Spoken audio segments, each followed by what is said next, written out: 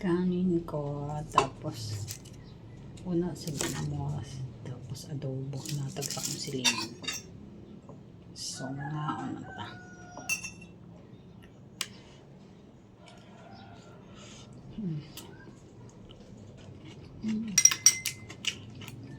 Masin na yung kamatis kasi hinog na.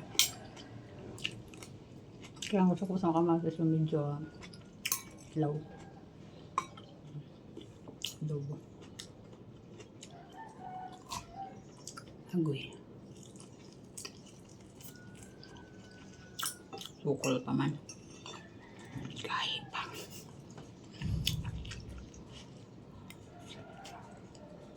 Yan ang kanta mo.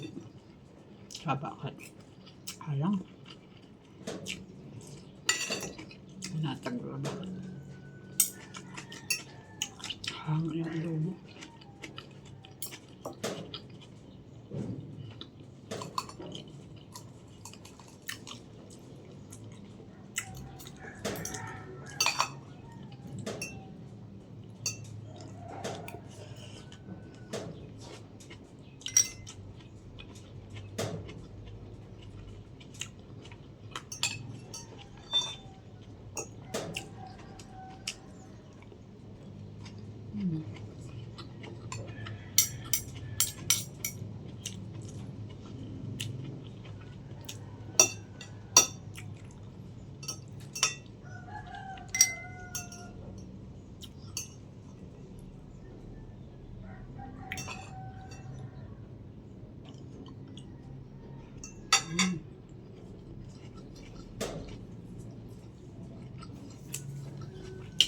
Masarap yung adobo niya kaso.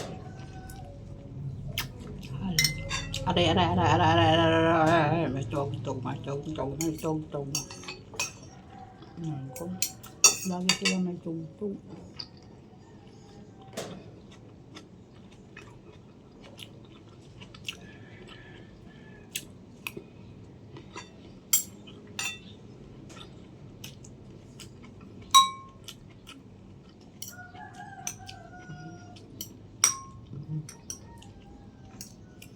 Taba.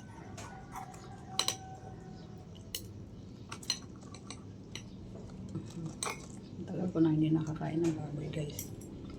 Pero huwag kang magtaka ka.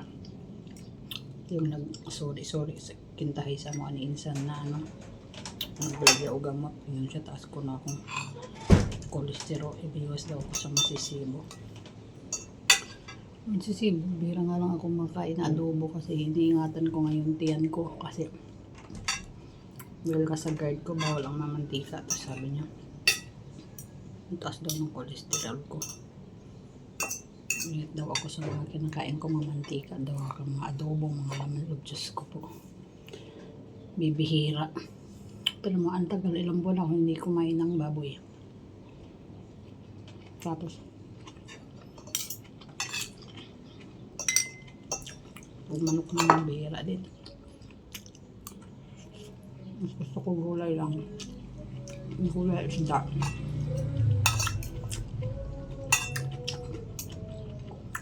Kaya magtaka ka.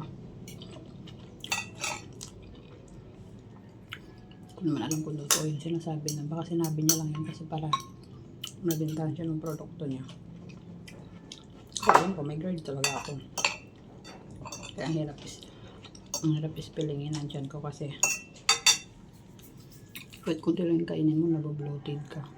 Pag kalam ng sikmura mo, hindi ka agad makasubo kahit tinapay. Papasukin ng hangin, mabobloated ka. Pag kumain ka ng matitigas, hindi natutunaw, mabobloated. Ang hirap niya ispilingin. Ang bigat sa tiyan, pero yung sasabihin niya na lagi akong kumakain ng mga laman loob, masisiba. Hindi. Bihira ako kumain.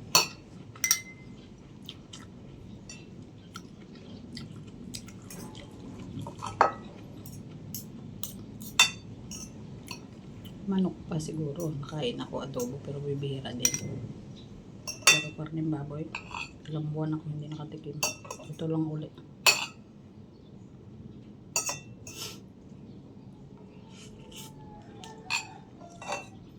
Kasi pag nabili ako ng mga luto niya ulam. Pinipili ko yung mga gulay lang, gulay, isda. Minsan manok, pero pag tingnan ko na lumulutong sa mantika, hindi rin ako nabili. Gulay na lang. Ginataan nga, gulay. Hirap na hirap ang diyan ko eh. Ang pa kayang mamantika.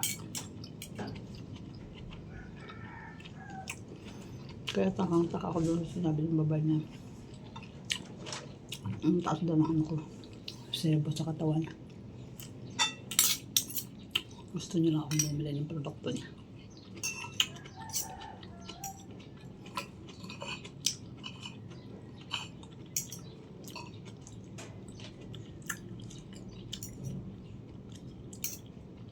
Dapat pagkakain ka, hindi yung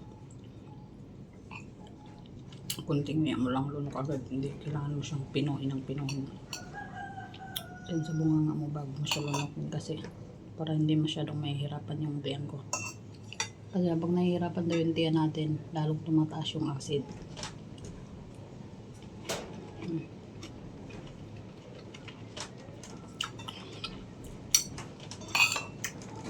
Sabi ito, kada kain ko may sibuyas ako.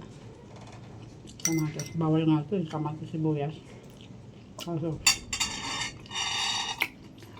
gusto ko.